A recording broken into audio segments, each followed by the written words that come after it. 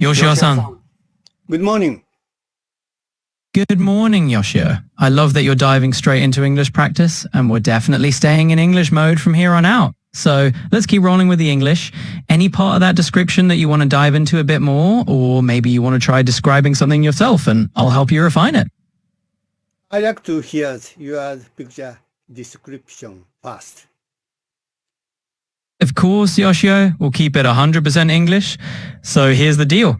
The picture shows a really sweet, intimate outdoor moment.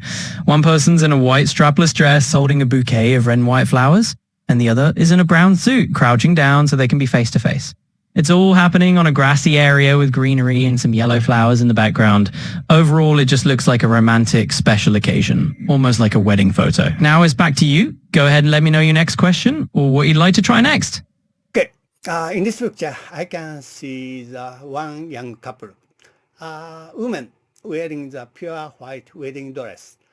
Men wearing the orchard formal suits. Bride wears a silver chaplet on her long black hairs. Bride sitting on the green lawn. Groom staying down by hers. Bride have bouquets consist of the red rose and white lilies. Groom are wearing the black socks and black shoes, and they are staring at each other and make an intimate conversation. This scenery must be just before the wedding ceremony, because over the wedding ceremony, they don't have this kind of leisure time. They might be in front of the chapel. Around there, there's a full of greens, and it's a very nice weather, sunshine all around. And I can notice come out small yellow flowers. It's a very nice atmosphere. They swear eternal love each other. Congratulations. I hope they have a happy marriage life. Nicely put, Yoshio. That was a great effort and your description was really thorough. You definitely captured the mood and the details. I love how you talked about them staring at each other and the bright weather. And you also added a nice little personal touch at the end, hoping they have a happy marriage. That's exactly how to personalize a description.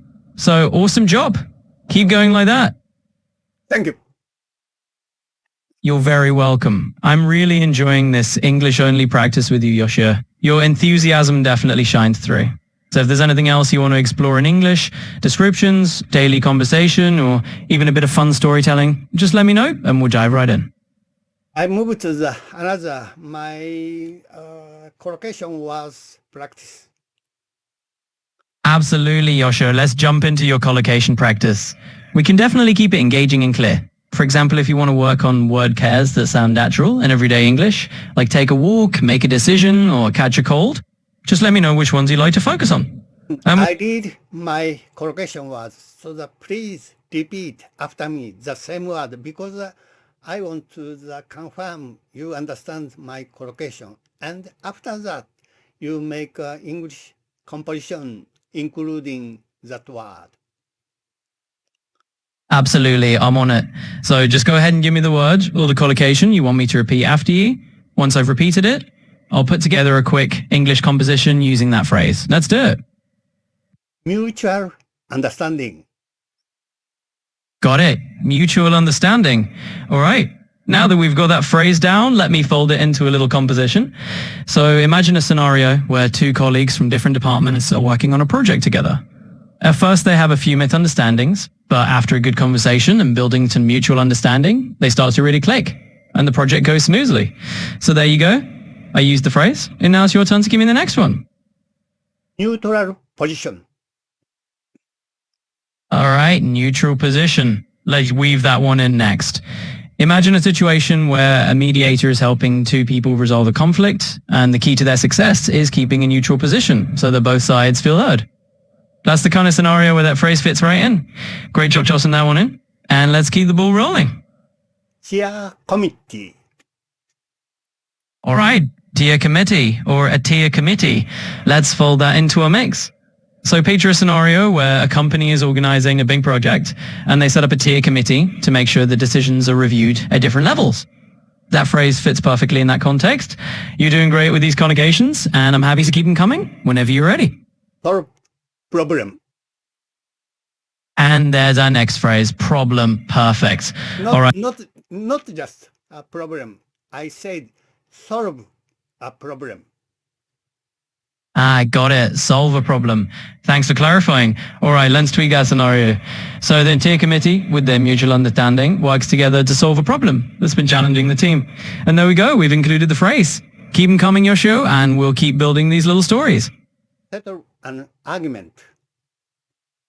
Absolutely. Settle an argument. Great choice. So let's weave that into the story too.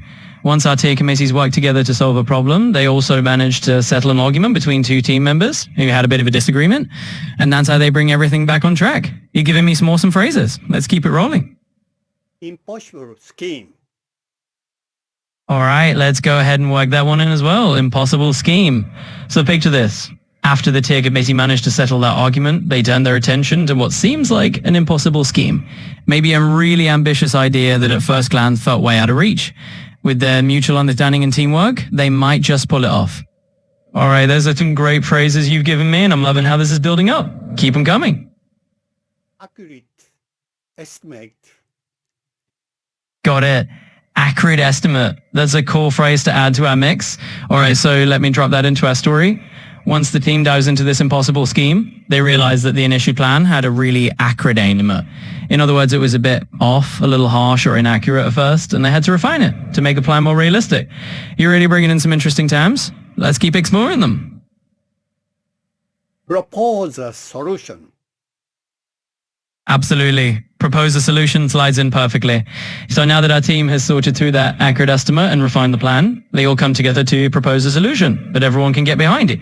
It's like the grand finale of their teamwork journey. This is great. Keep these phrases coming and we'll build even more on top of this. Room for improvement. Absolutely. Room for improvement is a great phrase to add into the mix. So after they propose a solution, they realize there's still a bit of room for improvement. Even though they've come a long way, there are always these little refinements they can make to keep improving things.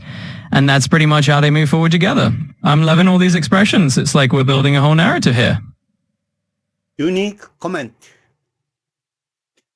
Absolutely. Let's add a unique comment into the mix as well. So once the team has recognized that there's room for improvement, someone chimes in with a really unique comment, something that no one else had thought of, and it adds this fresh perspective to the whole discussion. I love how we're layering all these phrases and making the story even richer. Keep them coming. Thank you for today's lesson. My time is over, so I'd like to see you next morning again. Of course. It was a pleasure chatting with you today and weaving all those phrases into our little scenario. I look forward to catching up with you tomorrow morning. Same time, have a great rest of your day.